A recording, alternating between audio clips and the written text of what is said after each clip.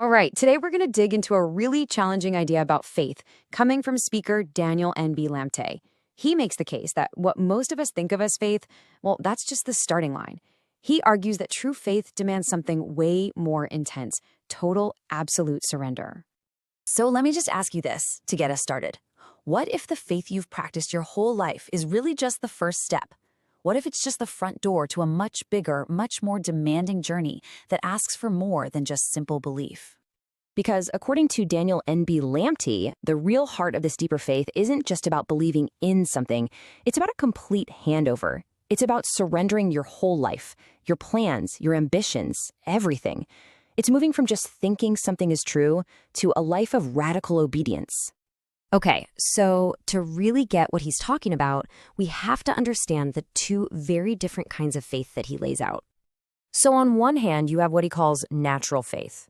The example he gives is perfect. You look both ways before you cross the road. You see it's clear, so you go. Simple, right?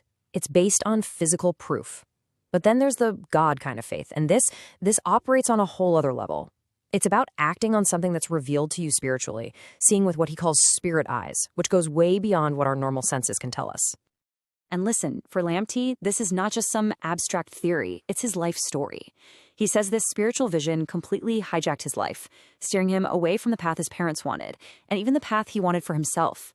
What he saw literally pulled him away from everything the logical human mind thinks it knows. To really illustrate this journey of faith, Daniel N.B. Lamte tells this incredible story, an allegory about three different kinds of followers. And here they are, the donkey, the servant, and the son. Think of them as three different levels of closeness, three different levels of relationship with God. Each one gets you a little further up the mountain. But as you'll see, not everyone completes the journey. All right, first up, we have the donkey. This is the worker. This person might be singing in the choir, playing the drums, doing all the right things. They do their job faithfully. But here's the catch.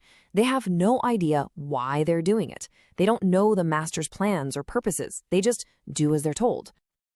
Okay, moving up a step, you get to the servant. The servant goes further than the donkey, for sure. They're on the journey. But, and this is a big but, when things get really serious, when the final destination is in sight, they get left behind. Why? Because they aren't willing to go that final sacrificial extra mile. And because of that, they never get to see the really deep things of God. And that brings us to the very top, the son or the daughter. And Lamte is crystal clear on this. Getting here is a conscious choice. You have to choose this path. This is the person who holds nothing back. And because of that total trust, the Father reveals everything to them, the whole plan, the purpose, the entire inheritance. So what does this sonship actually look like when the rubber meets the road? Well, for the ultimate example, Lamte points to one of the most jaw-dropping stories in the entire Bible, the story of Abraham and Isaac. I mean, think about this scene. Abraham is leading his son Isaac up a mountain to be a sacrifice. Isaac is literally carrying the wood that he'll be burned on. And yet, what does he do? He follows, humbly.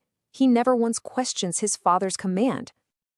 And that right there, that is the absolute core of what Daniel N.B. Lamte is talking about.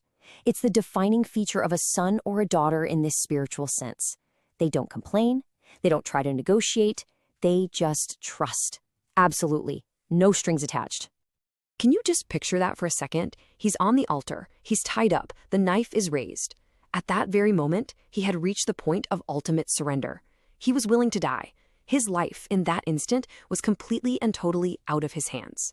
That's the test. But here's the twist. The point of the test wasn't death. It was the encounter. Lamte says that this precise moment, the point where you are willing to give up everything you have, that's when the heavens open. That's when you stop just hearing about the God of your father, and you make God for yourself, personally.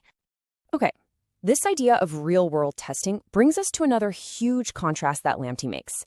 The difference between what he calls classroom faith and wilderness faith. He uses the story of David and Goliath to break it down.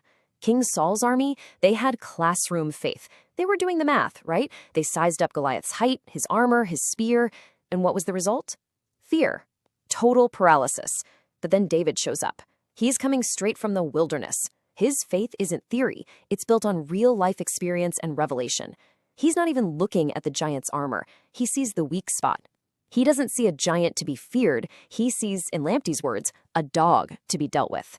The result? Action and victory. It all comes down to where you get your information. So, what does this all boil down to?